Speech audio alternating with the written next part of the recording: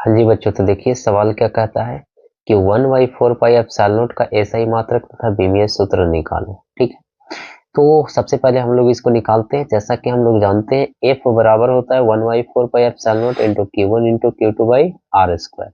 तो हमें 1/4 pi epsilon naught का एसआई मात्रक निकालना है। तो इसको निकालने के लिए हम लोग क्या करते हैं कि जिसका भी एसआई मात्रक निकालना होता है उसको एक तरफ रखते हैं, बाकी जितने भी क्वांटिटी है सबको एक तरफ कर देते हैं।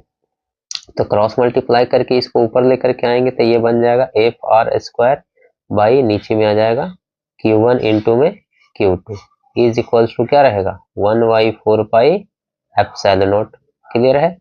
तो ऐसा हम सीधा करके लिख सकते हैं 1/4 pi epsilon naught is equals to F R square by Q1 into में Q2।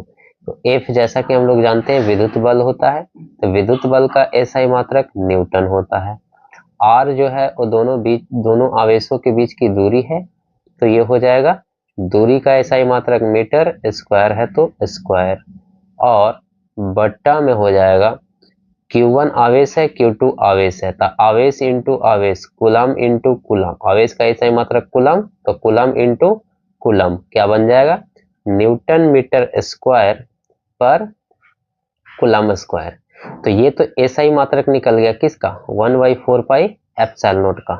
जबकि अगर विमा निकालना होगा तो इसको विमा निकालने के लिए क्या करते हैं 1/4 पाई एप्सिलॉन नॉट का विमा यदि अगर हमें मालूम करना है तो क्या हो जाएगा एफ यानी बल का विमा होता है mLT के पावर -2, और दूरी का जो विमा होता है वो होता है L2 है तो 2 पावर में चला जाएगा बाई Q1 का आवेश का होता है 80 और ये भी आवेश है तो 80 हो जाएगा, इसका स्क्वायर हो जाएगा, है कि नहीं? तो ये चला जाएगा क्या mLT के पावर -2 L के पावर 2 और बाई AS के पावर 2 और T के पावर 2 हो जाएगा।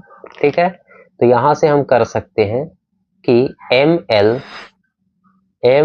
के पावर 1 यहाँ है और 2 यहाँ है यानी 3 हो जाएगा, T के पावर -2 और ये दोनों को ऊपर भेजेंगे तो A का पावर -2 और T का पावर -2 हो जाएगा।